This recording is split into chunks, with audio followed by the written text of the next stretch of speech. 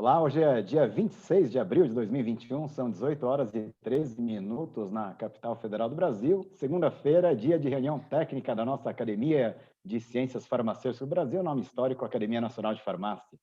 Como diz a nossa tradição, eu vou pedir para o nosso presidente emérito, professor Lauro Domingos Moreto, fazer a abertura aqui da nossa sessão técnica. Professor Lauro, com você a palavra. Olá, boa noite. O nosso presidente Acácio não está presente? Não, ele não vai poder estar presente, Lauro. Eu falei com ele agora há pouquinho. Daqui a pouco. Ok. Boa noite a todos. É uma grande satisfação tê-los nessa jornada especial. Eu digo especial porque aqui eu volto ao nosso B16, lá da Faculdade de Ciências Farmacêuticas, onde atuei durante um tempão, e que há alguns meses atrás nós fizemos um almoço, Marco Antônio, o Ricardo, o Acácio, e na época o nosso Ricardo falava das biocinas. Eu falei, nossa, o que é isso, biocina? Aí o Marco Antônio me explicou o que era biocina. Eu falei, bom, isso merece uma apresentação em nossa academia. Então, desde aquela ocasião, a gente fez o convite ao Ricardo para ele nos prestigiar com essas pesquisas que ele anda fazendo nesse campo muito especial das ciências farmacêuticas, ou seja, entender os compostos que têm ação antimicrobiana. É muito, muito interessante e tenho a expectativa de que a apresentação dele ainda será muito maior do que a expectativa inicial que eu tenho. Marco Antônio, obrigado por nos apresentar o Ricardo. E, Ricardo, seja bem-vindo. Está aberta a nossa sessão de hoje. Com a abertura solene da nossa sessão de hoje, eu vou pedir, então, agora para que o doutor Hilton Santos, acadêmico titular da Academia de Ciências Farmacêuticas do Brasil, assuma aqui a posição de moderador, e ao moderador sempre cabe apresentar o nosso palestrante, doutor Hilton. Com você a palavra. Vai ser um prazer. Seja bem-vindo, Ricardo. Ricardo Pinheiro, tá? Assim que nós eu vou compartilhar minha tela para que todos vejam o mini currículo. É um currículo sumarizado, né, do Ricardo, que mesmo a sumarizado é grande. Já adianto que moderador não pode opinar, né, na verdade, assim, mas é um tema apaixonante, na verdade. Eu vou compartilhar, tá? Se você me dá licença. É o que saiu na... Vocês estão vendo? Sim? Tá bom. Então, vamos lá. O doutor, posso começar? Claro. Sim, sim. Doutor Ricardo Pinheiro de Souza Oliveira, professor associado do Departamento de Tecnologia Bioquímica e Farmacêutica da Faculdade de Ciências Farmacêuticas da Universidade de São Paulo. Graduou-se em Engenharia Agrônoma pela Universidade de São Paulo, cursou mestrado em Ciências e Tecnologia de Alimentos pela Universidade de São Paulo.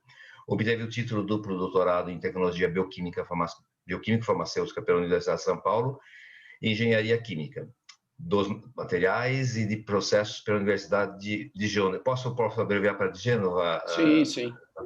Realizou pós-doutorado na Universidade de Gênova. Atua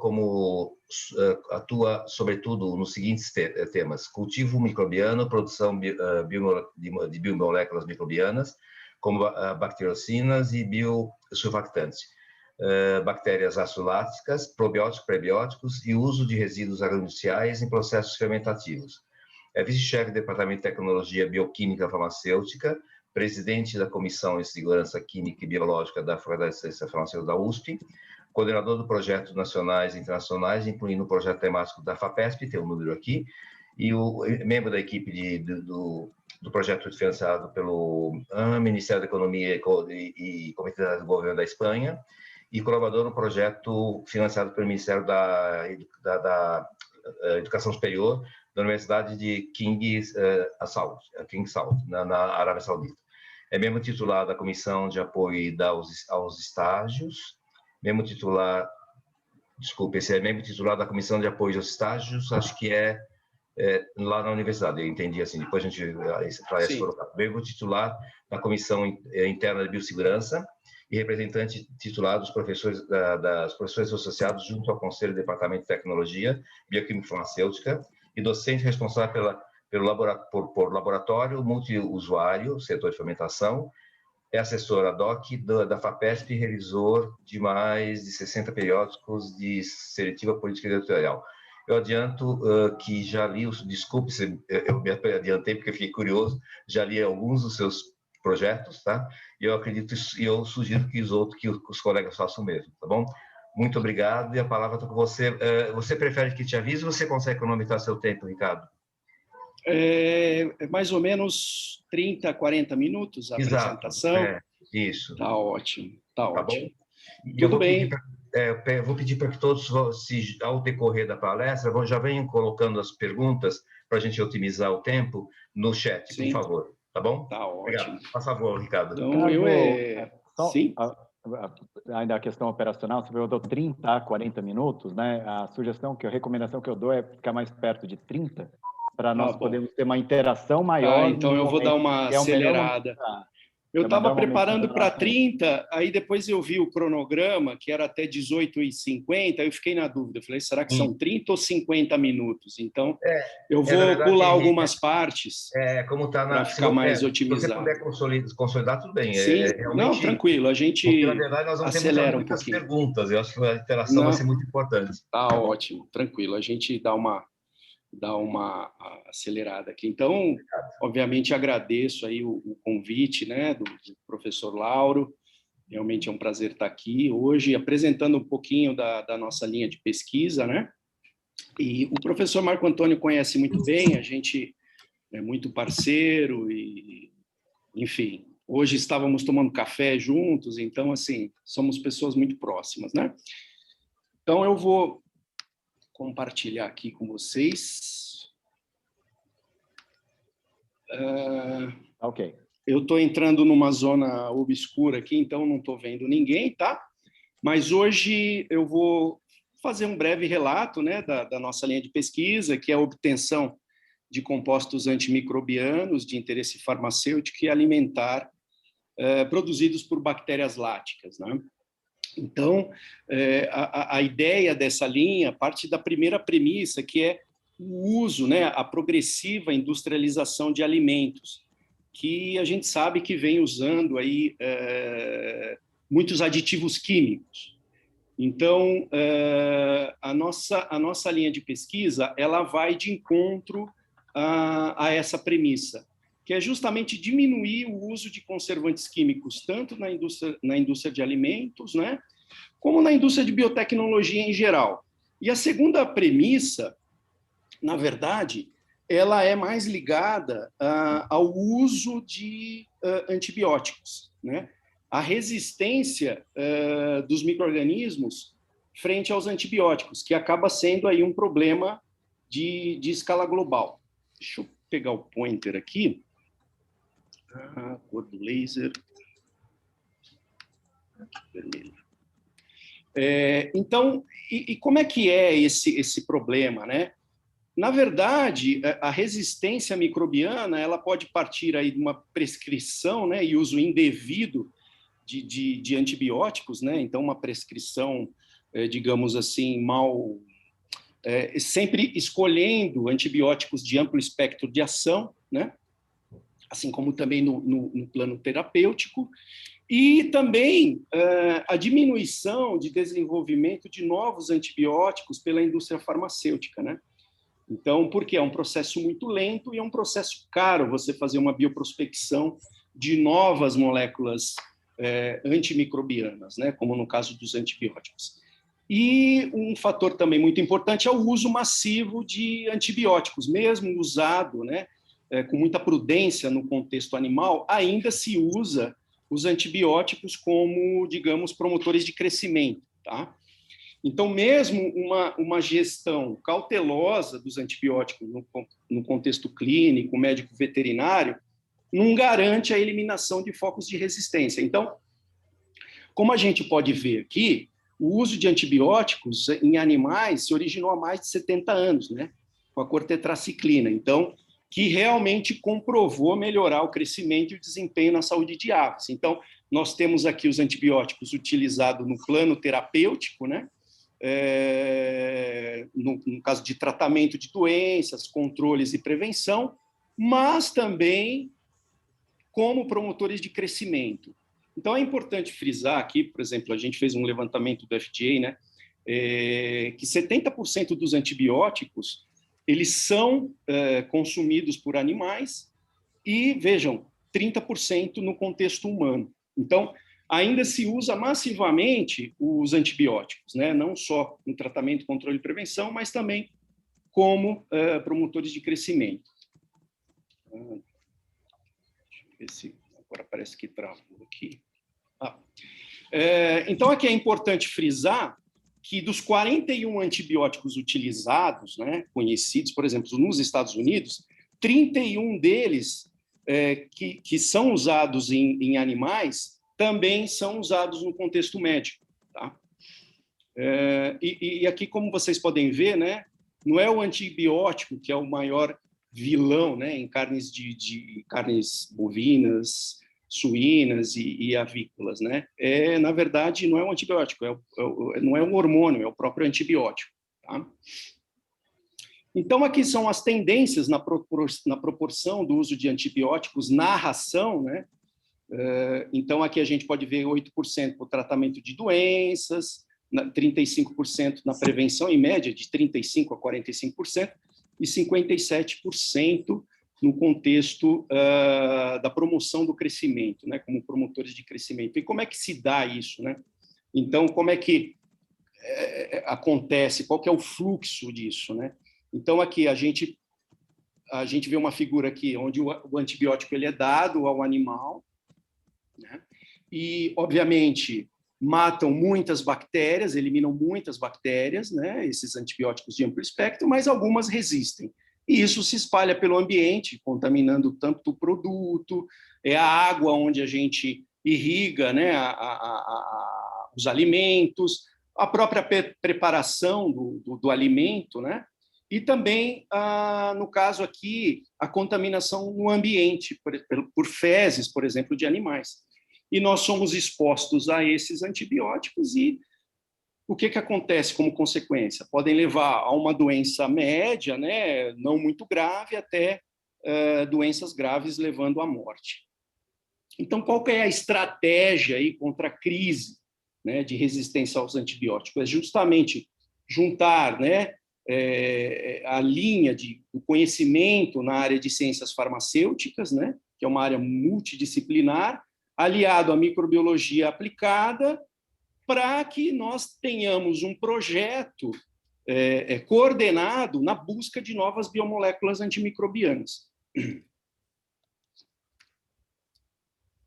E aí é que entra um pouquinho da nossa linha de pesquisa. As bactérias láticas, elas são um candidato muito importante para a produção desses compostos antimicrobianos, né? Como no caso das bacteriocinas, que eu vou falar rapidamente mais à frente. Mas aqui é só para ilustrar, né, os reinos aqui. Então, Firmicutes, né, onde nós temos aqui as bactérias láticas, conhecidas como pediococcus, lactobacillus, lactococcus, enfim, e o filo Actinobacteria, onde temos aqui o Bifidobacterium. Então, ao contrário do que muitas pessoas pensam, apesar do Bifidobacterium produzir ácido lático no seu metabolismo, ela não é considerada uma bactéria lática, tá? É simplesmente o do filo Firmicutes. Então, aqui as características bem básicas, né? Eles são micro-organismos que têm uma taxonomia complexa, geralmente eles são gram-positivos, né? Não esporulantes, enfim. Mas eles exigem meios de cultivo complexos, né? Muito ricos em carbono, nitrogênio e vitaminas, fatores de crescimento, produzem, se no caso é uma bactéria que tem um metabolismo como fermentativo, o ácido lático como maior produto do metabolismo, né? Possuem duas vias metabólicas, que é a via heterofermentativa, onde a gente produz menos poder redutor, né? Podendo levar não só a formação de ácido lático, mas ácido acético e etanol, enfim. E são tolerantes a ácido, então isso já se torna uma vantagem competitiva frente aos micro-organismos patogênicos que não são tolerantes à acidez. E, obviamente, a gente conhece diversos tipos de biomoléculas produzidas por estes micro-organismos. Aqui é só para ilustrar um pouquinho da nossa linha de pesquisa, né, as contribuições que a gente tem na área de metabolismo, de bactérias láticas. né, alguns trabalhos. Aqui, só para a gente ilustrar, né, como eu trabalho também com prebióticos, a gente demonstrou que o uso de prebióticos, a gente conseguiu aumentar a formação de biomassa, requerendo menos ATP, né? Ela também diminuiu a metabolização da galactose, porque ele preferiu mais a via dos frutooligosacarídeos, né, da inulina, que é um polímero de frutose, e também estimulou a formação de compostos aromáticos, né, de acetil e acetoína, que são compostos importantíssimos na área de indústria de alimentos. Então, aqui só para a gente ter uma ideia dos micro-organismos industrialmente importantes, então as bactérias aciduláticas, tanto aplicada no contexto de alimentos tradicionais, como o leite, como a gente conhece, né, que é o iogurte, o famoso iogurte, que, na verdade, o iogurte, o que é? É uma cocultura de Streptococcus thermophilus com Lactobacillus bulgaricus. Tudo que não tem desses micro-organismos, a gente chama de leite fermentado probiótico. Tá? Então, nesse contexto, eles são aplicados em vegetais, por exemplo, couve chinesa, né, o famoso quinte, onde se usa leuconostoque como micro-organismo, né, a uma fermentação baixa, 5 graus Celsius. Também se usa como conservante de carnes, né, em frutas para a produção, frutas e cereais para bebidas de baixo teor alcoólico. Não está ainda aqui, peraí. E também no contexto dos funcionais, né? Onde utilizamos bactérias láticas probióticas, os prebióticos, que são essas fibras, né, não digeríveis pelo nosso metabolismo, mas sim por esses micro-organismos, que são chamados alimentos funcionais, por exemplo, a soja, né, o tofu, e os lácteos funcionais, derivados, né, leite fermentado probiótico, etc. E também no contexto da saúde, tanto aplicado nos humanos como animais, por exemplo, no tratamento do trato, né, urogenital, por exemplo, para a produção de pomadas, já existem pomadas aí com bactérias láticas na prevenção de doenças patogênicas, né, causadas por micro-organismos patogênicos, por exemplo, clamidíase. No trato respiratório também, já se encontrou delivery de vacinas utilizando micro-organismos probióticos no tratamento de pneumonia, no trato gastrointestinal para câncer de colo, por exemplo, na saúde oral. Então, nós temos aqui um projeto onde a gente utiliza esses micro-organismos no combate a Streptococcus mutans, né, que são causadores de cáries, e também Porphyromonas gingivalis, que é muito usado, que causa periodontite. Se vocês puderem ir controlando o meu tempo, tá? Eu agradeço. Então, aqui são alguns trabalhos, né, nessa área de lácteos funcionais, né, onde a gente utilizou aí o uso, né, a gente correlacionou o uso de probiótico com prebiótico, esses alimentos simbióticos. Então, a gente conseguiu aí diminuir até o tempo de fermentação para a obtenção de leite fermentado. Então, isso é importantíssimo no contexto da indústria de alimentos, né? Você conseguir reduzir o tempo de fermentação em 1 hora, 1h30, é um ganho tecnológico muito importante. Aqui é importante frisar que algumas bactérias que a gente utilizou no coquetel inibiu o crescimento de outras bactérias láticas. Então, só para contextualizar, essas bactérias elas podem estar produzindo compostos antimicrobianos frente a micro-organismos do mesmo gênero. Por exemplo, Lactobacillus plantarum inibiu o crescimento de Lactobacillus bulgaricus. Então, isso acontece, né? Então, só para a gente chegar lá na frente, essa ação antimicrobiana pode ser causada pela produção de ácido lático, mas, como a gente pode ver, as bactérias láticas elas são resistentes à acidez, mas principalmente pela produção de bacteriocinas, né, que podem inibir o crescimento de gêneros, né, de mesmo gênero ou de diferentes gêneros. Então, aí é uma grande já diferença das bacteriocinas para os antibióticos, tá? Então, aqui também, só para mostrar que na cocultura, correlacionado com o uso de prebiótico, a gente conseguiu aumentar também a produção de ácido linoleico conjugado no produto, tá? Então, aqui são as biomoléculas produzidas por essas bactérias, né? Então, nós temos aí açúcares de baixa caloria, xilitol, por exemplo. Existem bactérias láticas que conseguem sintetizar xilitol, muitas enzimas, inclusive enzimas, a lactase, que são usadas para pessoas que têm intolerância, né, à lactose, vitaminas, principalmente do complexo B, a própria biomassa, que é muito utilizada para a produção de ração, né, animal, o ácido lático, que tem a sua importância na indústria de alimentos, na indústria de cosméticos em geral, os exopolissacarídeos também, que são muito utilizados na indústria de alimentos, né? E as bacteriocinas e os biosurfactantes, que são compostos antimicrobianos. Só para a gente contextualizar, as bacteriocinas elas são peptídeos antimicrobianos, né, de baixa massa molar, são sintetizados pelo aparato celular, né, e elas possuem ação inibitória contra bactérias da mesma espécie, do mesmo gênero, né, ou contra outros micro-organismos de outros gêneros, tendo aí um espectro de ação maior, né? Então, já tivemos bacteriocinas que têm efeito antimicrobiano contra micro-organismos gram-positivos, né?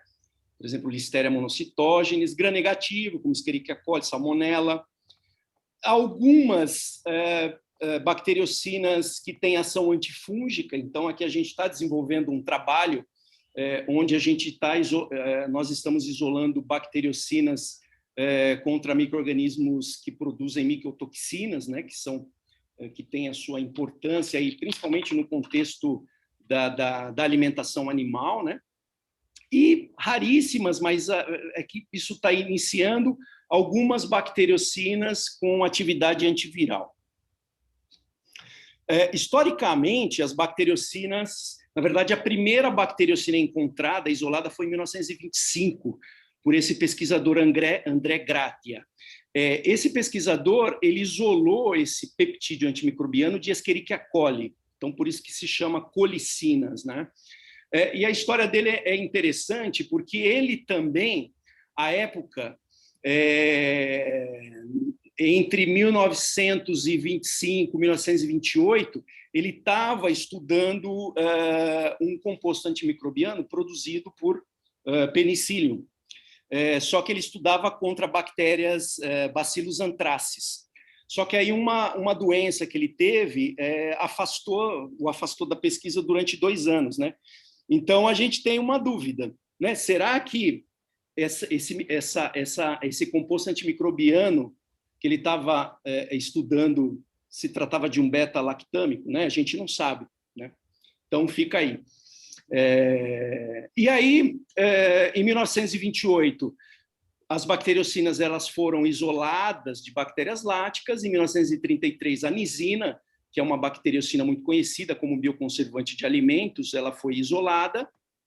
Em 1947 foi atribuído o nome à nisina, comercializada na Inglaterra na década de 50, legalizado na década de 60, 70, e em 1988 ela foi aprovada pelo FDA. No Brasil, a nisina ela foi aprovada como bioconservante de alimentos em 1996. Tá?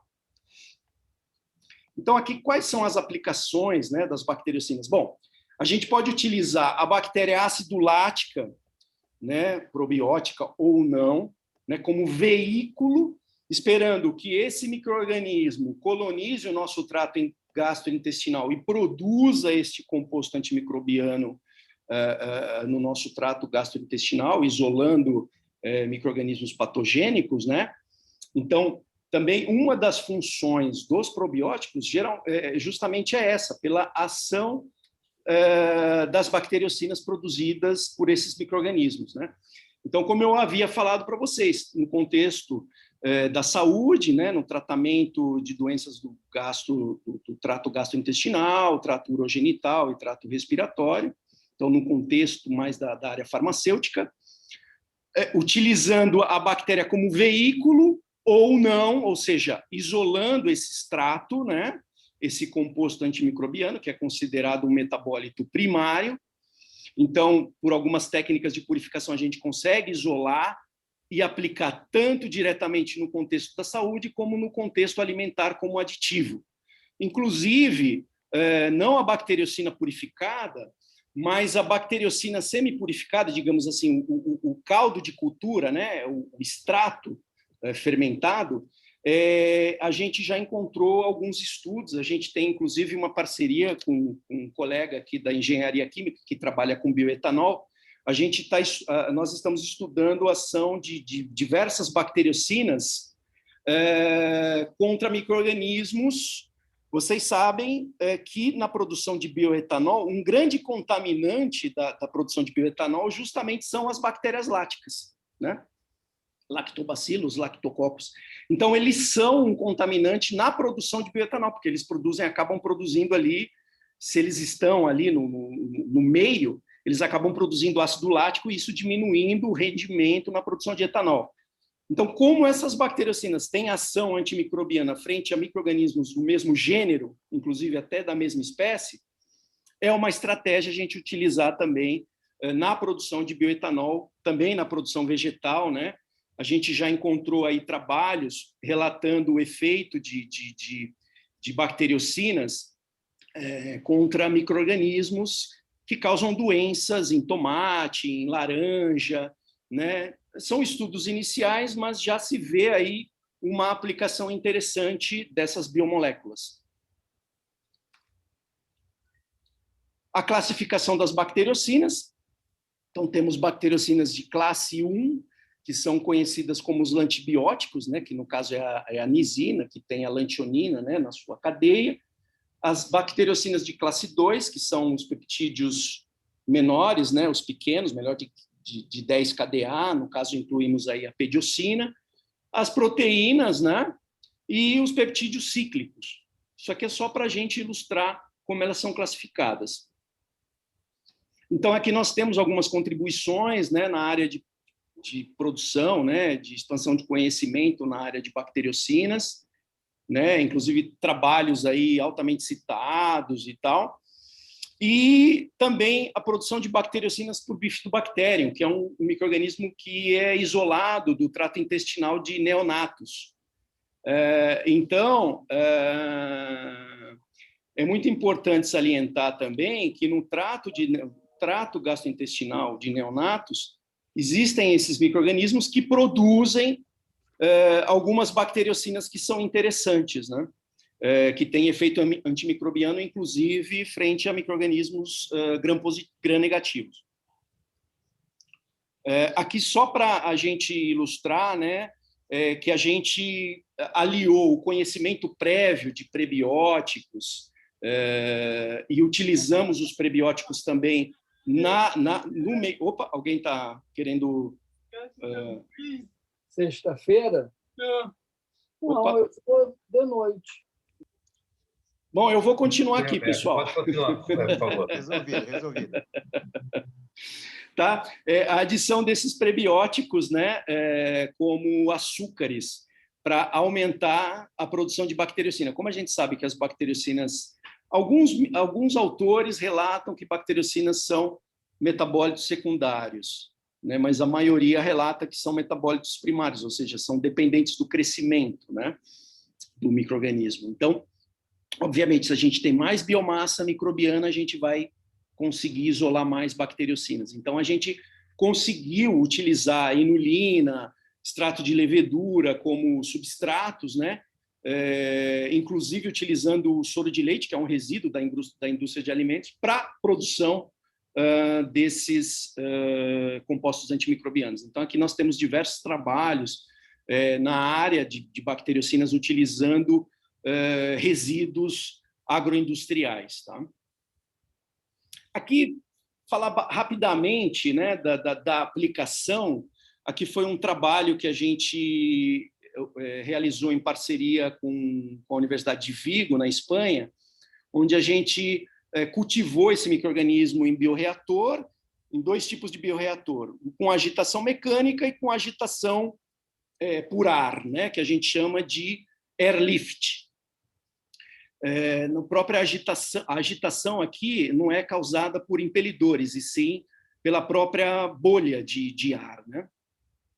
Então, aqui é bem rapidamente, só para a gente mostrar como a gente otimizou esse processo. A gente utilizou um resíduo da indústria de laticínios e a gente conseguiu, utilizamos alguns substratos, né? Extrato nesse caso, a gente utilizou extrato de soja. Suplementamos a 10 gramas por litro e com 15 gramas por litro. E a gente conseguiu uma atividade antimicrobiana bastante elevada. E essa condição a gente simulou nos dois tipos de bioreator, tanto de agitação mecânica como de agitação por ar, né, o airlift. E na agitação mecânica a gente conseguiu otimizar um pouquinho mais a produção baseada na atividade antimicrobiana dessa bacteriocina. No airlift a gente não conseguiu, né, talvez tenha sido pela agitação ineficiente, né, nesse caso, porque o airlift é um bioreator muito utilizado para produção, para cultivo de células animais. A gente escalou o processo, né, e aplicamos, pessoal, aqui em filés, né, utilizamos filé de frango contaminado artificialmente. Aqui, nesse caso, eu estou ilustrando com o Enterococcus faecium que a gente utilizou, né? Então, o filé de frango, o sobrenadante celular, o filé de frango com o micro-organismo e a própria célula, o próprio Lactobacillus plantarum, que a gente pensou no veículo, né? Então, o micro-organismo que produziu a bacteriocina foi o Lactobacillus plantarum. O controle, né? Sem nenhum tipo de aditivo aqui, e confrontamos com a pediocina, que é um outro composto antimicrobiano muito utilizado, principalmente no controle de listéria. Então, o que a gente observou aqui, né? Deixamos armazenado por 15 dias. Aqui eu vou passar rapidamente, só para vocês terem uma ideia. Aqui significa o tratado com sobrenadante livre de células. Aqui, com as células de Lactobacillus plantarum, o azul sem a substância biopreservativa, e esse aqui laranja, tratado com essa seta laranja, que é o branquinho aqui, com a pediocina comercial. Então, a gente pode ver que houve aí, obviamente, no filé não tratado, com nenhuma substância antimicrobiana, houve um aumento aí da contaminação de patógenos, né? Por outro lado, se a gente for comparar o nosso sobrenadante com a pediocina comercial, a gente, no primeiro dia de armazenamento, conseguiu reduzir bastante, inclusive mais do que a pediocina. E isso se manteve até o 7º dia. No 14º dia, a pediocina manteve a sua estabilidade e a nossa pediocina um pouquinho menos. A gente perdeu um pouco da estabilidade dela, porque, obviamente, por se tratar de um peptídeo antimicrobiano, ela provavelmente sofreu ação de proteases da própria carne, né, do próprio filé de frango. Então, perdemos um pouquinho de atividade aqui. Mas vale a pena salientar aqui que 1 miligrama de pediocina custa em torno de $5.200, tá? Inclusive, a Sigma Aldrich, isso com 95% de pureza. Inclusive, a Sigma Aldrich parou de produzir a pediocina, tá? Então, aí pensamos em avançar no conhecimento de purificação, utilizamos... Eu não sei quanto tempo eu tenho ainda, pessoal. Eu posso passar... Ricardo, eu ia te avisar agora mesmo, você está ótimo no relógio. Faltam 5 minutos. 5 minutinhos, então tá ótimo. Exatamente. Vamos lá. Aqui só para mostrar que a gente começou a investir na parte de purificação, né? Testando aqui, obviamente, a estabilidade da nossa molécula. Então, a gente testou a estabilidade dela a diferentes pHs e temperatura. Bom, enfim... Conseguimos detectar que a nossa bacteriocina era bastante estável, né, de 50 a 80 graus, e de um pH de 3 a 8. Né? Então, fizemos aí a separação, né, utilizando esses polímeros aquosos, e a gente conseguiu aí separar, né? A gente conseguiu separar bem pelo coeficiente de partição aqui, a gente consegue ver que a gente conseguiu separar bem a bacteriocina utilizando esse sistema bifásico, né, de separação.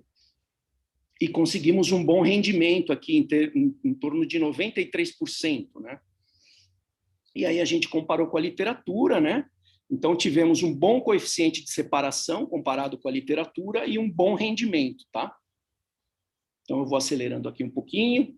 Aqui são trabalhos também na área de pediocina. Como a gente descobriu que essa pediocina é muito cara, a gente começou a investir na produção dessa biomolécula, né, utilizando, inclusive, resíduos agroindustriais. Inclusive, nós temos aí trabalhos otimizando não só a produção de bacteriocinas, mas de biosurfactantes, né? Então, qual que é o desafio aí dessa área, né? O nosso desafio é bioprospectar bactérias láticas produtoras de bacteriocinas e biosurfactantes. Como a gente sabe, os biosurfactantes também são considerados compostos antimicrobianos.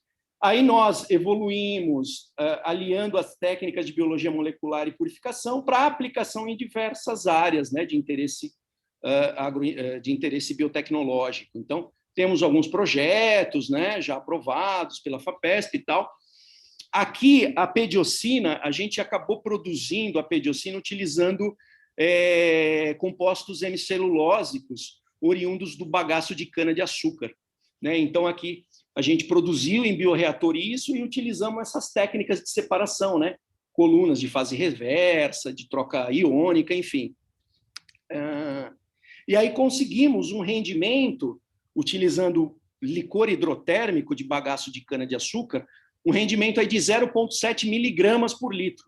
Lembrando que 1 miligrama desse composto custa em torno de $5.200, né? Então, é um ganho tecnológico interessante. Então, aqui a gente confrontou, né? Então, vocês podem ver aqui, a gente utilizou essa bacteriocina purificada frente aos micro-organismos, né?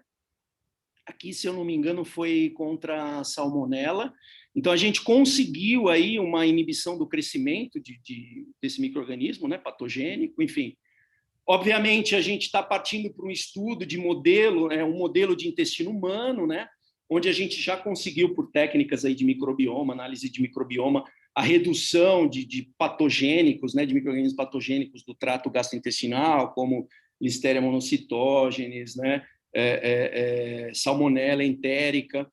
Inclusive, em aves, a gente descobriu uma bacteriocina contra a salmonela do tipo Heidelberg, que é um grande problema na indústria avícola, né? Também nós propusemos aqui, pessoal, um diagrama de processos, onde nós utilizamos aqui, aproveitamos o bagaço de cana-de-açúcar, tratamos o bagaço de cana-de-açúcar, que é rico em compostos hemicelulósicos, e aqui a gente separou as frações, né, em açúcares, né? Então, esses açúcares podem ser utilizados aí como substrato de crescimento microbiano, ou utilizado na própria ração.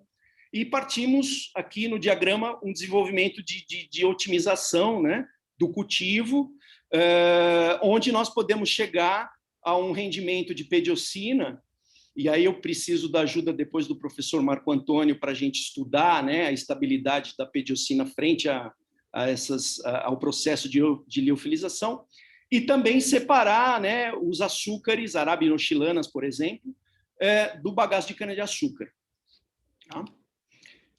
Então, nós temos aí alguns projetos, né, inclusive o temático, que o objetivo desse temático é isolar bactérias probióticas produtoras de bacteriocinas, né, otimizar o cultivo desse micro-organismo e aplicar tanto a bactéria produtora dessa bacteriocina como a bacteriocina isolada em sistema de produção animal. Nós estamos trabalhando com 3 modelos. Então, estamos estudando aves, suínos e peixes. Tá? Então, aqui só para a gente finalizar, né, a importância das bacteriocinas no contexto da indústria farmacêutica, como na produção desses compostos antimicrobianos, né, na indústria de cosméticos, na área odontológica para tratamento, né, de prevenção de cárie, de doenças periodontais, e na agricultura também, e no contexto médico-veterinário, né, para justamente diminuir. Aqui, pessoal, eu não tô tirando o mérito dos antibióticos. O ganho dos antibióticos, isso é incontestável, tá? Mas simplesmente como uma possível alternativa a esse uso de antibióticos como promotores de crescimento na indústria veterinária, né? Aqui são as referências dessa apresentação. E aqui eu finalizo agradecendo mais uma vez aí pelo convite, né? E pela oportunidade de estar mostrando aí a nossa linha de pesquisa. Eu não sei se a minha tela ainda está compartilhada, se vocês estão me vendo. Não, tá tudo bem, Ricardo. Tá ótimo. Então, desculpa aí ter passado um pouquinho do tempo. Não, você foi, na verdade, você passou 1 minuto e meio. Ah, então tá bom, tá ótimo. Não, foi excelente. Obrigado, foi muito boa. Eu peço que vocês, por favor, postem, porque se eu ficar perguntando, eu não sou moderador, né? Então, na verdade, eu vou deixar a minha para o final, se sobrar tempo. Nós já temos uma pergunta, Ricardo, se a gente puder adiantar, porque eu acho que nós vamos ter mais... Pois não, Henry, você queria falar? Não, eu só queria pedir um favor aqui, que quando a gente termina, né, os nossos palestrantes, sim. Eu vou pedir para que todos, né, abram aqui as câmeras, né, por favor, as imagens aqui, porque a gente sempre, né, enquanto o pessoal pensa nas perguntas que vai postar no chat, coisa do gênero, a gente pede para deixar aqui um registro de imagem, né, dos presentes aqui à nossa reunião. Aí eu vou esperar um pouquinho mais, Maria Cristina, Heloísa também, né? Rosana Segato, se puder abrir ali os microfones ou as câmeras, né? Perfeito, então, né? E o doutor Dante, que está ali, né, bagunçado com o celular dele ali também, né, doutor Dante? Tá ótimo. Então, feito agora, então, com todo mundo as câmeras abertas, eu vou pedir uma salva de palmas para o nosso palestrante, né, o professor Ricardo Pinheiro. Parabéns pela apresentação, professor Ricardo. Prazer foi meu aí. Muito obrigado pela oportunidade. É isso aí. Agora, então, devolvo a palavra para o nosso moderador, doutor Hilton Santos, para conduzir a reunião. Oi, bom, vamos lá. Como eu falei, eu vou me abster nesse momento, porque senão eu começo a falar e fica um diálogo, um monólogo. Bom, vamos lá. Ricardo, parabéns pela apresentação, pela excelência. Você colocou... Os desafios são grandes, eu queria só colocar isso, porque, além dos desafios, as oportunidades são imensas, pelo que eu observei, tá? Sim. Então, já tem uma pergunta feita para o nosso confrade, doutor Leonardo Teixeira. Você quer fazer pessoalmente ou quer que eu leia, Leonardo? Pode falar, Léo, se quiser, Leonardo. Obrigado, doutor Hilton. Parabéns, doutor Ricardo. Opa, que isso, muito obrigado. Na verdade, eu queria até escutar mais, né? Pena que o tempo é curto. Eu fiz 3 perguntas básicas. Já existe algum mecanismo de ação da pediocina? Assim, aonde ela atua? Se é inibição proteica, se é semelhante... na síntese de... Isso, já existe, né? A gente está estudando mais profundamente o modo de ação, porque ela é muito eficiente contra bactérias gram-positivas, que tem não tem uma parede tão robusta quanto a gram-negativa, né? Ela, em nível de membrana, ela atua muito bem, né? na síntese de peptoglicanos e tudo mais. O problema na gram-negativa é que ela não consegue realmente perfurar a parede. Inclusive, Léo, se me permite chamar assim de Léo, nós estamos com um trabalho em parceria com o Instituto de Física, onde a gente quer justamente estudar in vitro a composição da parede da bactéria gram-negativa, porque para gram-positiva é resolvido, né? Ele tem um modo de ação muito parecido com os antibióticos, né, na síntese da parede e tal. Na membrana ele atua muito bem, na membrana interna. Na bactéria gram-negativa, ela tem dificuldade de penetrar. Talvez utilizar um adjuvante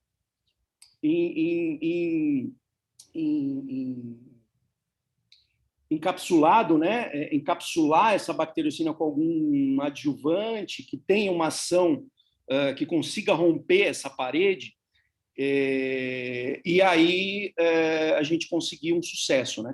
A gente já isolou bacteriocinas de bactérias de Escherichia coli, por exemplo, que tem ação antimicrobiana contra a salmonela, né? Então, aí a indústria veterinária ela está bastante de olho nisso, né? Porque encontrar uma bacteriocina específica para esse tipo de micro-organismo seria um ganho interessante. Mas o modo de ação ainda precisa ser bastante elucidado, mas é em nível de membrana e de parede. Tá? Perfeito.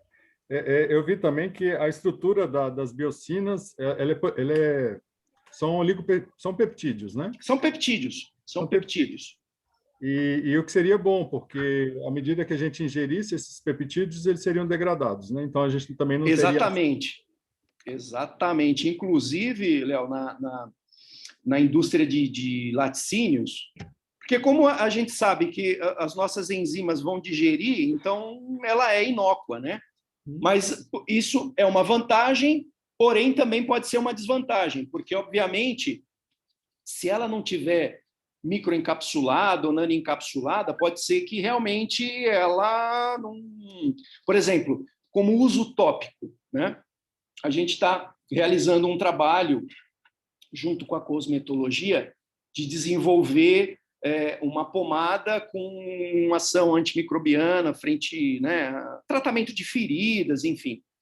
O problema é que, óbvio, ela acaba sofrendo ação de proteases do nosso sangue, né? Então, se a gente estudar, desenvolver melhor um mecanismo de proteção das bacteriocinas, isso seria fantástico. E, obviamente, não só a proteção, garantir que essa bacteriocina, por exemplo, quando atinja o nosso trato gastrointestinal, ela consiga ser liberada, né?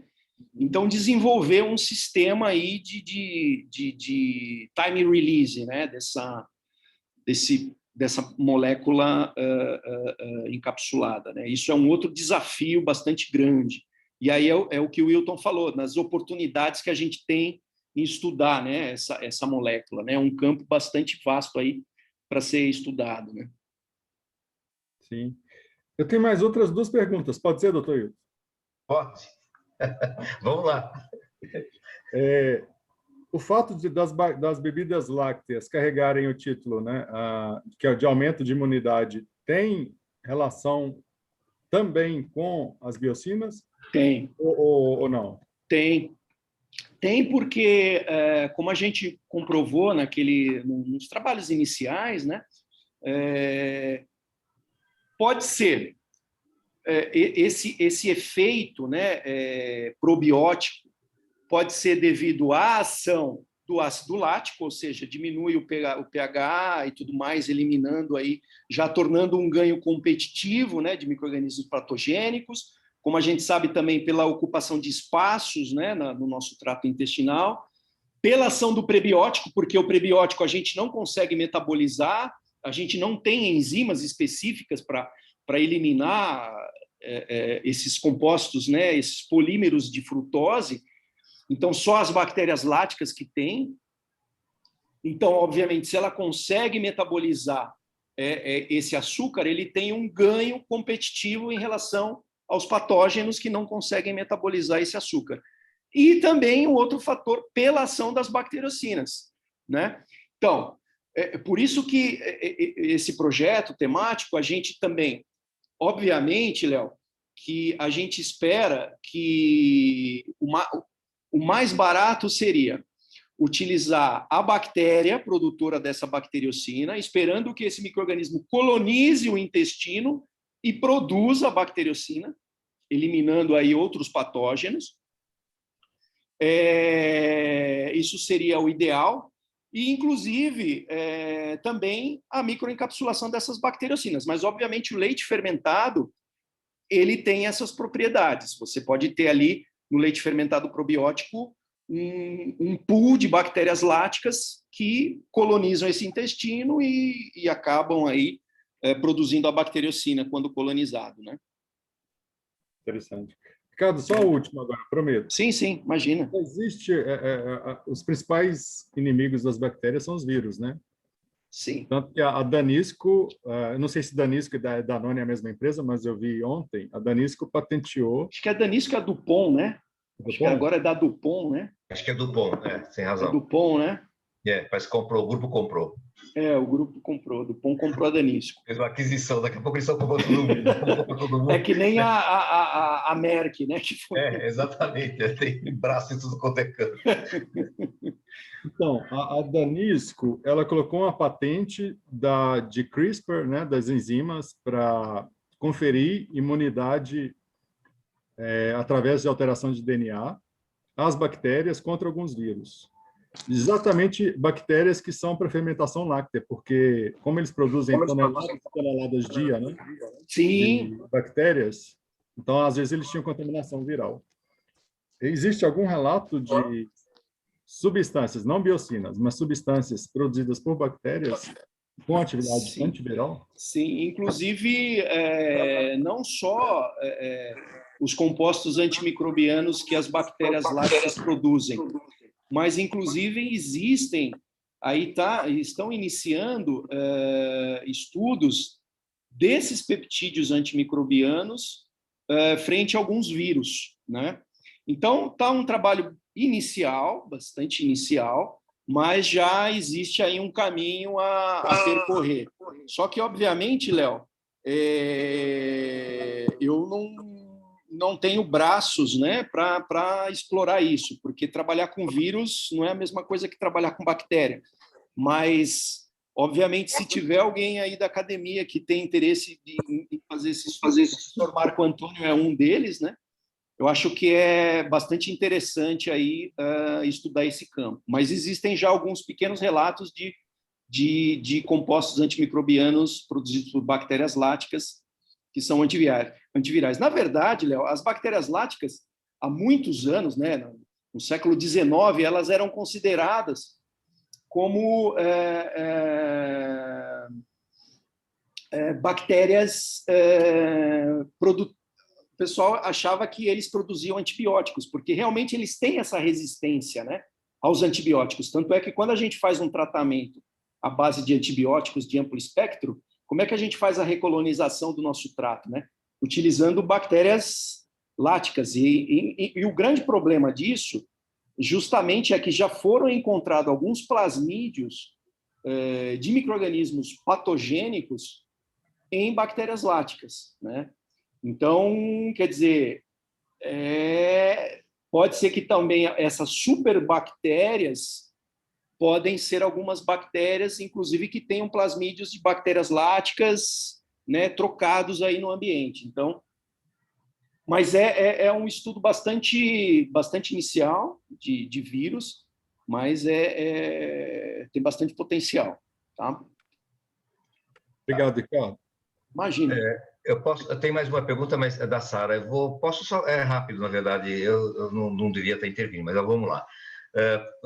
Tendo em vista que o pré e o probiótico deveriam estar juntos, né, no intestino, para poder produzir as bacteriocinas, e é isso que basicamente ocorre, além de outros compostos, né, e a flora intestinal melhorada e por diversos outros fatores, que não vem ao caso aqui. Está se usando até em medicina a transplante de flora, de fezes, para controlar diversas doenças, né? Então, assim, a minha pergunta é um possível novo produto. Eu sei que você está muito inicial, né? Você está fazendo um novo aditivo, né? Esse no alimento e um novo produto, se for um medicamento, tá? Então, seria novo, né? Tanto aqui como talvez no mundo, possivelmente. Você fazer algo como um pré-pro enriquecido com bactericina, não seria algo comercialmente interessante? Sim, na verdade, Hilton, é o que nós estamos fazendo. Na verdade, a gente primeiro está desenvolvendo, qual que é o objetivo final do temático? É desenvolver uma ração, uma ração que tenha tanto a bactéria produtora de bacteriocina, aliado a algum prebiótico.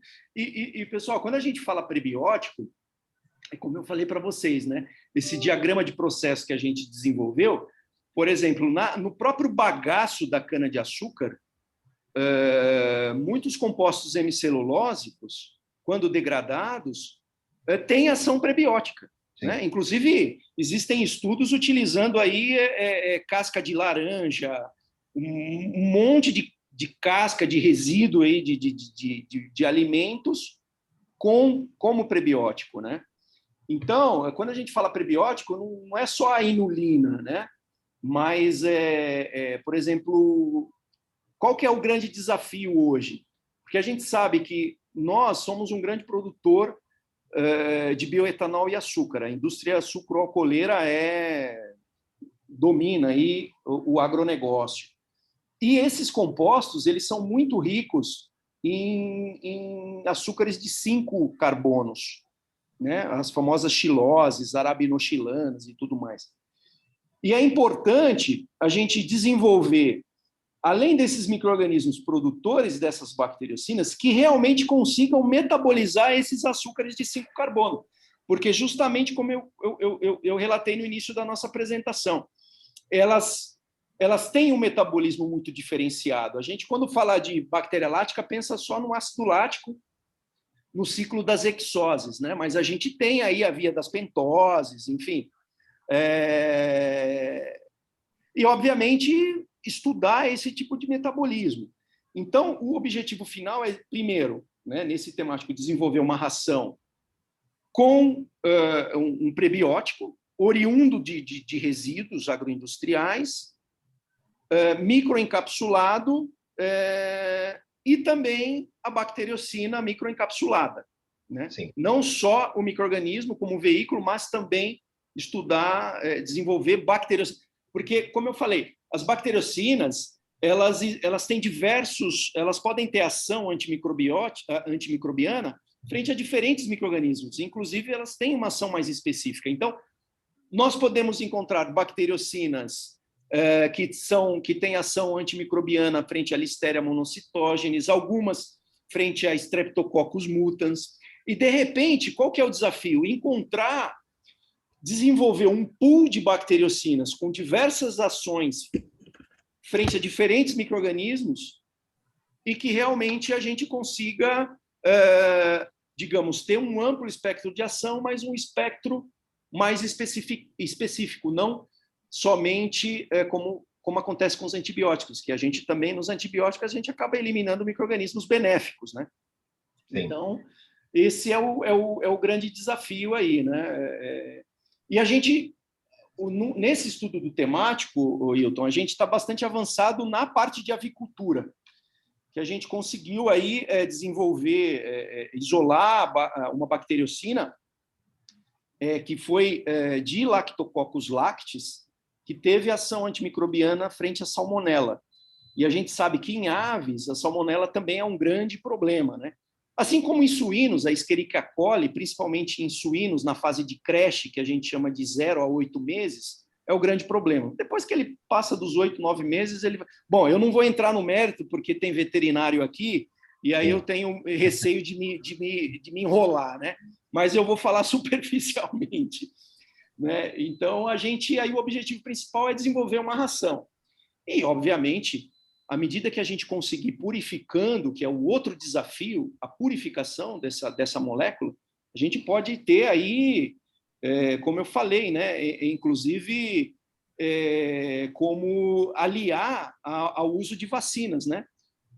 Aliar bacteriocinas com vacinas. Então, assim como existem estudos aliando antibióticos com bacteriocinas, ou seja, diminuindo o uso de antibióticos e aumentando. Então, se pode fazer um estudo correlacionado, né? Então, Isso, exatamente. Não sei se eu respondi a sua pergunta. Respondeu, mas... sim. É que eu vejo um campo muito amplo, na verdade. Exatamente. É um campo muito amplo. Tem muita coisa para ser explorada. Tem a Sara fez primeiro. O senhor quer fazer a sua primeiro? Pode fazer, por favor. Não. Segue com a... Na verdade, eu também quero participar, quero fazer algumas perguntas. Né? Tá bom, então a Sara fez antes de eu ter feito a minha. Eu já fui mais deselegante com ela. Vamos lá. Atualmente, eu não sei se a kefir ou kefir se popularizou devido ao seu possível efeito imunomodulador. Existem estudos comprovados comprovando os seus efeitos e a sua eficácia? Na verdade, o kefir ele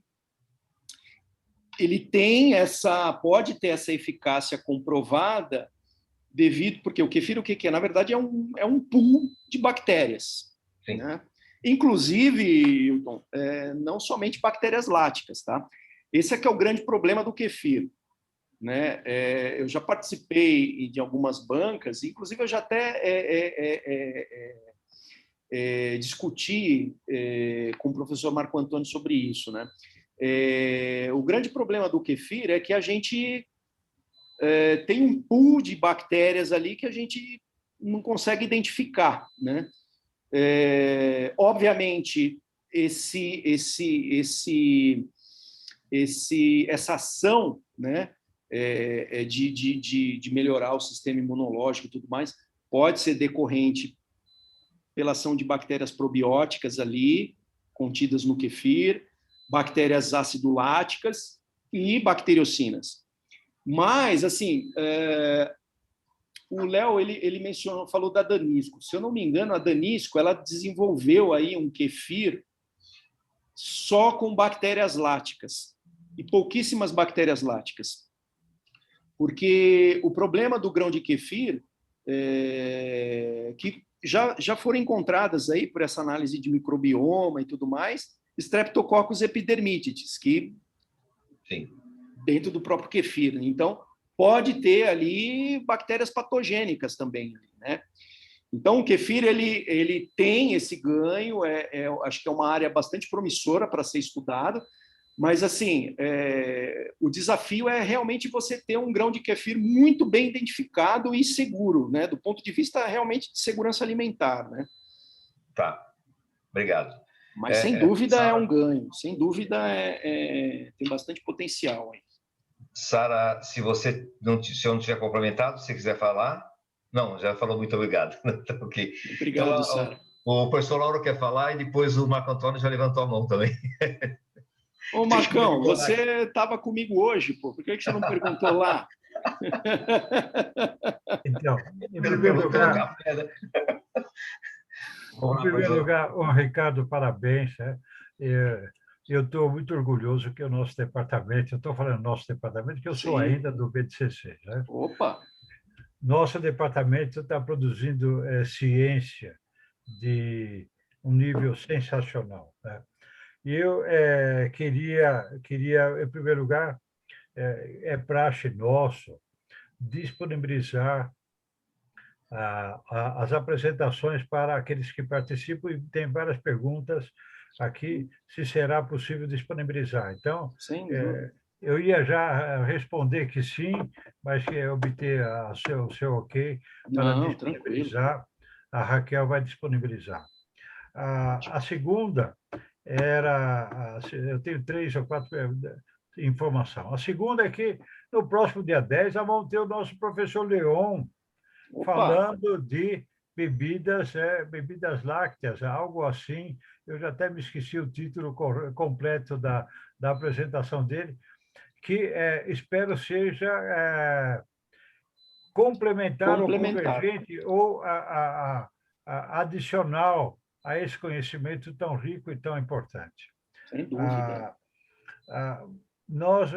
Quero já fazer uma outra informação, que no dia 3 de maio, né, ou seja, logo na próxima segunda-feira, nós vamos realizar uma atividade conjunta com a Academia Nacional de Ciências Farmacêuticas do México. É um evento de atividade, ou seja, idêntica para eles e para nós. Embora os palestrantes sejam mexicanos, né? Nós vamos ter o doutor Aparício, o Gerardo Aparício, que vai falar, e a doutora Alexandra Aquino, que vão falar do papel do farmacêutico na luta contra a resistência aos antibióticos. Ou seja, nós temos 3 temas sequenciais falando de antimicrobianos, de resistência, então vamos fazer uma cultura muito forte nesse campo. Né? E a outra, a minha pergunta particular. Eu vivo com problema de periodontite. Periodontite. E você falou alguma coisa que os compostos, os produtos que contêm biocinas são úteis nesse... Pode me explicar um pouquinho mais em que consiste e como funciona esses compostos? Né? Na verdade, professor, esse estudo...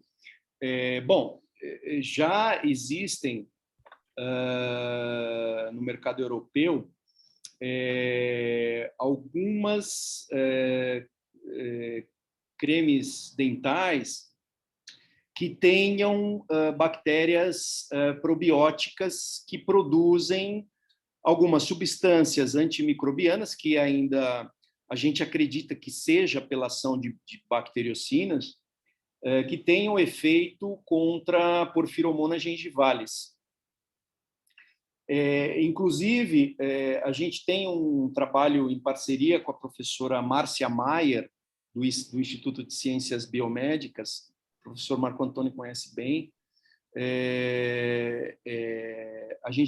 Nós estamos desenvolvendo, a gente já conseguiu isolar algumas bacteriocinas que tenham ação antimicrobiana não só contra a Porphyromonas gingivalis, mas isso in vitro, tá, professor? A gente não sabe como é que depois vai isso, é o que o Leonardo perguntou, né? Como é que isso vai se comportar no in vivo, né? Mas in vitro a gente já conseguiu aí encontrar algumas bactérias láticas, bacteriocinogênicas, que produziram esses compostos antimicrobianos, reduziram pelo menos o crescimento celular desses patógenos bucais.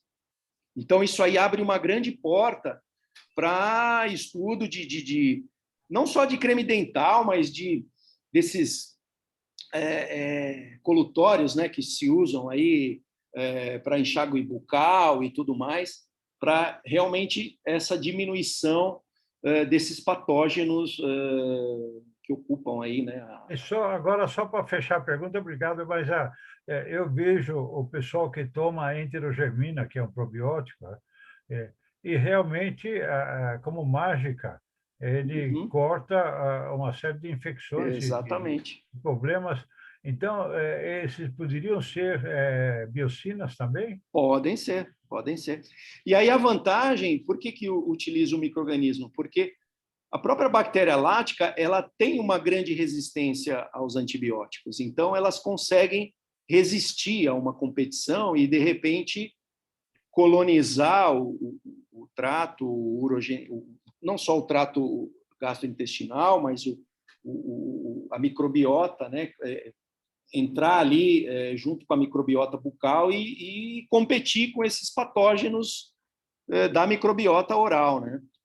Então, Okay. é bastante interessante, realmente. Ok.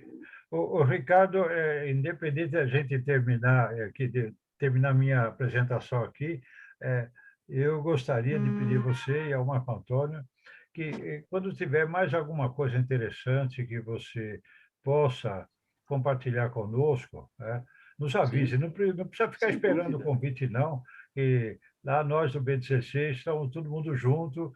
Quando você tiver alguma coisa interessante, ou se souber alguma coisa de pesquisas que são de nosso interesse, você como Marco Antônio, Sem dúvida. proponha para a academia que nós somos exatamente no bloco das ciências farmacêuticas interessado em ter esses conhecimentos Sem dúvida. iniciais e básicos e que tem um potencial para a terapêutica humana. E professor Lauro, imagina. E professor Lauro, a gente sabe que foi uma casualidade, né? A gente se encontrar ali no restaurante, eu fui almoçar sozinho e dei a sorte de encontrar o senhor lá com o Marco Antônio, e aí vocês e o Acácio me convidarem para almoçar juntos, e aí foi bastante interessante aí esse contato, né? Eu conheci o senhor de nome, né? De nome, obviamente, mas não conhecia pessoalmente.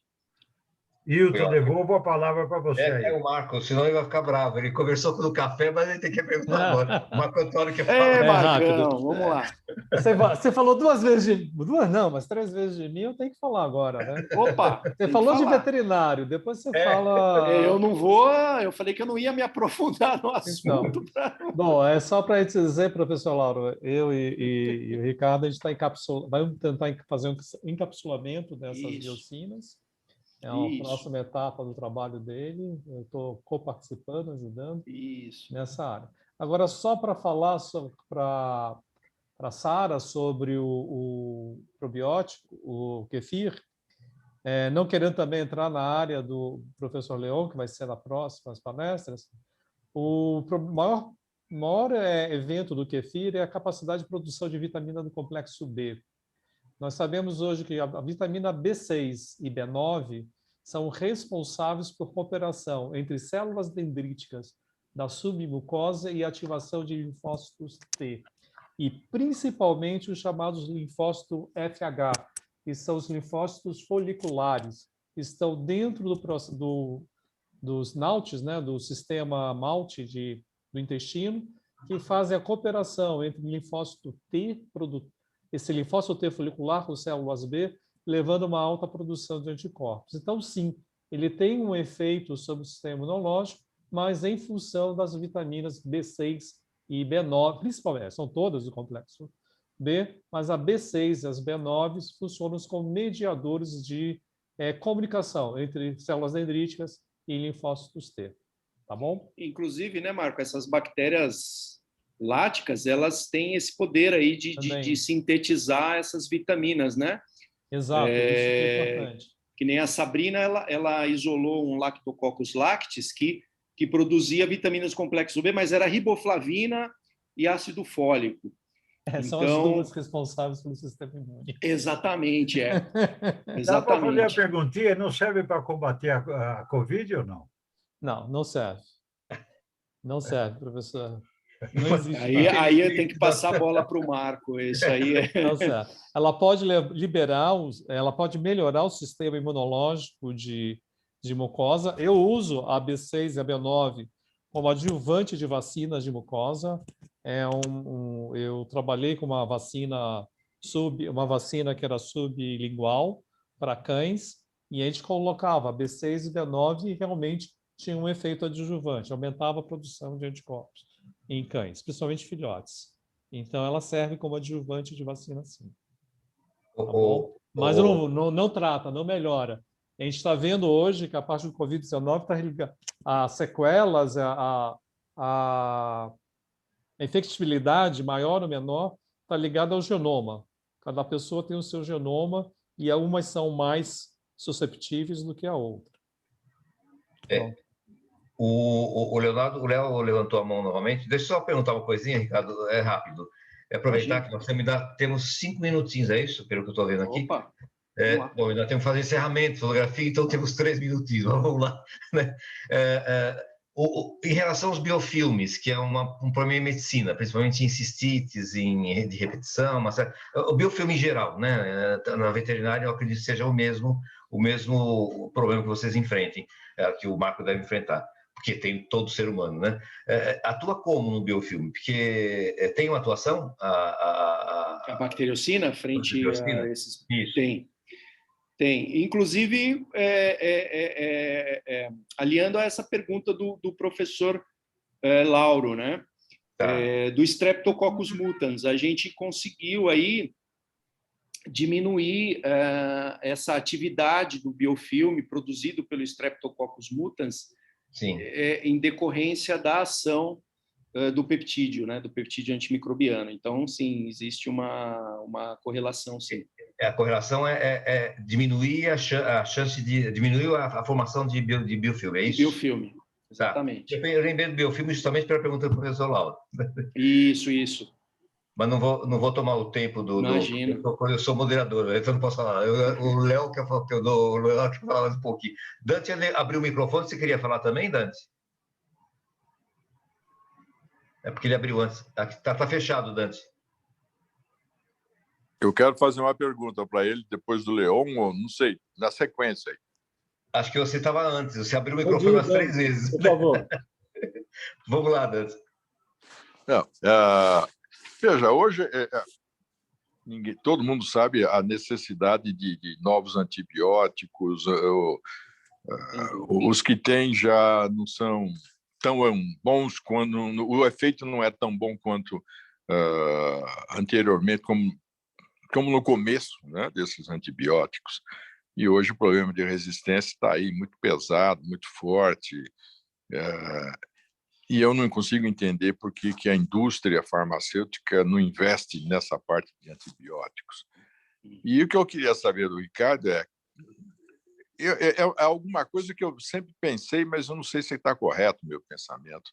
Com essa biodiversidade que o Brasil tem, principalmente quando você fala em termos de Amazônia, né? onde, com certeza, deve haver inúmeros micro-organismos que ainda não se conhecem e que poderia ter aí, vindo daí, alguma possibilidade de um novo antibiótico. Por que eu não vejo isso, as universidades explorando isso? Porque isso é um trabalho basicamente de universidade, um trabalho de bancada, né?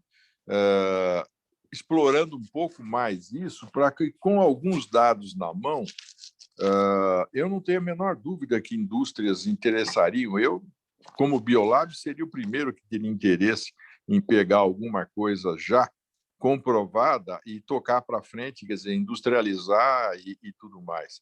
Mas esse trabalho inicial de comprovação, quer dizer, do antibiótico, do produto que ele provavelmente fermentaria ou produziria, alguma coisa assim, e tocar em frente e transformar isso em medicamento. Mas eu não vejo isso. Quer dizer, aqui, quando se fala em biodiversidade, aí se fala no extrato vegetal de X, de Y, e não entra por essa área aí. Eu gostaria de entender um pouco melhor, Ricardo, por que não se faz, ou por que não se explora, ou porque realmente não existe potencial, e isso aí é uma bobagem que eu estou falando. Não, imagina, bobagem nenhuma.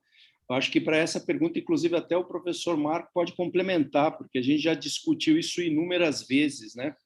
Porque a bioprospecção é algo fundamental. Só que, realmente, a bioprospecção é um processo bastante caro, né? E se a gente pensar que 90% dos micro-organismos eles não são cultiváveis fora do seu ambiente, então o desafio ainda se torna maior. Óbvio que a academia tem que... e vem fazendo isso, lógico, mas no caso da exploração de antibióticos, que justamente é muito caro e bastante demorado esse processo, né, de isolamento, e às vezes, quando esse produto foi isolado, até passar pelas etapas aí de legalização e tudo mais, ele já se tornou... A nossa legislação é muito lenta também. Então, é por isso, se o professor Marco quiser complementar, Marco, que a gente já discutiu isso inúmeras vezes, e a pergunta dele é extremamente pertinente. Né? Isso eu ouvi, Dante, de um grande laboratório farmacêutico, é o seguinte: nenhum grande laboratório vai investir em antibiótico, levar 9 anos da sua descoberta até a sua aprovação, para em 2 anos você ter resistência microbiana. Exatamente. E esse antibiótico não poder ser mais usado. Então, é um investimento longo, caro, e que rapidamente você teria resistência e não valeria a pena economicamente. Então, hoje, as biocinas, elas são fundamentais. Quando você fala em uso tópico, uso gastroentérico, vale a pena, mas ainda alguma coisa injetável, ninguém quer pesquisar mais em função do tempo e o risco de uma resistência em curto prazo. Isso, exatamente. Tudo bem, eu posso até entender que o risco de resistência é inerente, não tem jeito de você se afastar. Ela não acontece em 2 anos, né, Marco? Ela demora muito mais. E você veja antibióticos que estão no mercado aí, mesmo com resistência, o que o pessoal tem feito? Aumenta a dosagem e, com isso, eles conseguem o resultado. Só que as dosagens vão sempre sendo elevadas. Os testes clínicos de antibióticos são muito simples. Vocês conhecem isso aí tão bem quanto eu. Eles são simples, não são caros, não são caros. São testes muito parecidos com o que se faz com fungos, com antimicóticos. São testes muito simples. Um fase 3 é muito tranquilo. Talvez o que seja demorado seja essa fase inicial da identificação do micro-organismo, depois a identificação do produto que o micro-organismo vem a fermentar, talvez isso, a identificação, né, etc., talvez isso seja o mais complicado. Mas os testes clínicos, não. Eles são rápidos, não são caros, não são testes tipo produto, tipo hormonal, por exemplo. Acontece com produto hormonal é uma loucura, mas um antibiótico não, né? E são muito fáceis de fazer, né? E eu não sei, não. Eu, sinceramente, se tivesse alguma coisa pintando por esse lado aí, como Biolab, então, eu pegaria. Vai ser interessante apresentar bem esse projeto para você. Dante, porque que a gente conseguir, nossa. Eu sei que a Biolab tem um sistema de cápsula gelatinosa que seria excelente para essas biocinas. Isso a gente pode conversar depois. Não, e Dante, assim, a gente sabe que cada vez mais a gente conta menos com financiamento de agências de fomento, né? Então, essa parceria, lamentavelmente, né? Essa parceria aí com empresas seria realmente bastante simbiótico. Então, eu teria até o prazer de lhe convidar para conhecer aqui, a gente iniciar uma conversa e seria bastante interessante. Tenho muito interesse, sim, em fazer essa transferência. Tá? Ok, vou com prazer. É interesse meu, é interesse nosso mesmo. Bom? Ok, eu entro em contato com vocês. Com certeza, depois. seria realmente um prazer. Okay. Só para complementar, existe sim alguns projetos em tese, todo o fito, né, extrato de fito, ele tem ação antifúngica e antibacteriana. Assim, se você colocar uma placa de Petri, ele vai inibir, né? Mas, assim, tornar isso um medicamento, existe sim alguns projetos, você conhece, inclusive de bancos de fitos que estão, para evitar, para acelerar o processo, se utiliza muito o processo in silico, né? Que é você buscar algo antes de entrar no in vitro, né? Nos pré-clínicos. Então, sim, existe sim. E o que você citou de uso de resíduo, tem muita coisa, Dante. Já foi apresentado para você uma vez o uso de resíduo do jaborandi, por exemplo, que tem pelo menos 3. Tem antimalárico, tem 2, antiparasitário, antibiótico e antifúngico. Quer dizer, o processo realmente que o Dante tocou, é o isolamento, é o escalonamento desse processo para chegar numa escala, para fazer o pré-clínico. Eu acho que o custo é menor até chegar na fase 1, né? E você passar pelo fase 2, Dante, fazer o dose finding, aí sim que eu acho que o fase 3, eu acho que realmente é o que o Dante falou, não tem grande problema. O fase 2, o 1 e o 2, talvez seja o mais problemático em desenvolvimento de antibióticos, tá? Mas eu não queria tomar muito tempo, porque nós já estamos com... Professor, o senhor delimita. Não, estamos... Não, é que eu tenho a impressão que nós não esgotamos o assunto e nem vamos conseguir esgotar, né? Sim. Eu tenho um convite ao Marcão, lá ainda do nosso departamento, a Carlota e o Adalberto, para falar sobre as bactérias e os micro-organismos extremófilos, né? Então, vamos convidá-los para também fazer uma palestra sobre essa temática, ou seja, micro-organismos que sobrevivem em condições totalmente inóspitas e improváveis de subsistirem, que são micro-organismos de grande importância e relevância como fonte, né, de substâncias para a terapêutica humana e animal também. Mas, aos poucos, a gente vai incluindo. Eu estou com a programação, acho que entre Marco Antônio, Leoberto, Leonardo e outros que têm ajudado aqui, estamos com a programação já de maio já pronta. Já vamos colocar temas para a programação de junho, né? Mas vamos colocando aos poucos. Como nós fizemos com o Ricardo, há 2 meses atrás, a gente escalou ele para uma atividade. Vamos sequencialmente apresentando toda semana um tema bem inovador no campo das ciências farmacêuticas, que desperta a atenção de todo mundo, e muito especialmente alguns, né, que tenham interesse em seguir adiante. Acho que foi sensacional.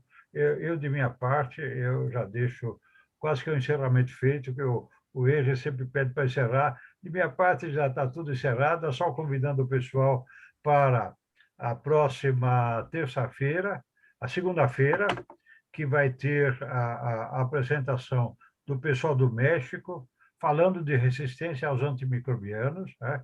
São 2 pesquisadores do México, vamos fazer uma atividade conjunta da nossa academia com a Academia Mexicana, como abertura de um processo de integração e de interação entre nós aqui nas Américas.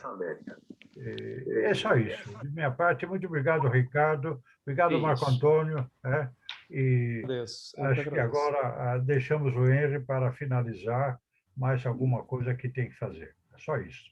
E eu agradeço, assim, a todos aqui pelo chat, aqui as perguntas, os agradecimentos, os elogios.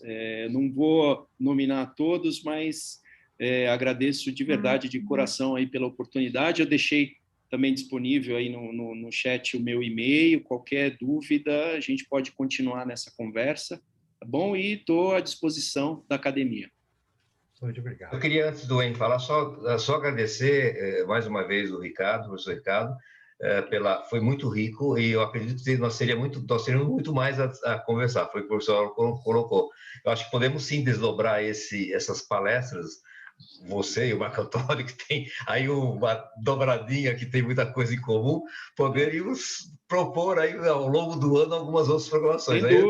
Sem dúvida. Esse trabalho de microencapsulação que o professor Marco e eu estamos fazendo, tenho certeza que daqui a algum tempo a gente vai poder apresentar bastante resultados aí para vocês. Tá bom, obrigado, viu? Obrigado, e eu passo a palavra para o Henry para fazer o encerramento, então, que o professor Lauro já fez. Então, como o professor Lauro já se antecipou, né? E aqui eu vou fazer aquele final assim, só com o bordão, né? Eu vou pedir para que todos presentes aqui mais uma vez, né? Se puderem abrir os vídeos, né? Para a gente ter aquela imagem bonita. Eu queria para o professor Ricardo depois postar ali nos grupos também, né? Lembrança aqui do nosso encontro na academia. Né? Se a Raquel Toledo estiver por aí também, eu vou pedir para ela ajudar com as fotos de tela, né? Mas é isso daí. Então, 19 horas e 40 minutos, né? Então, encerramos aqui mais uma sessão técnica da Academia de Ciências Farmacêuticas do Brasil, com uma salva de palmas, uma vez, professor Ricardo, professor Hilton e todos que participaram aqui hoje. Obrigado. Obrigado mesmo.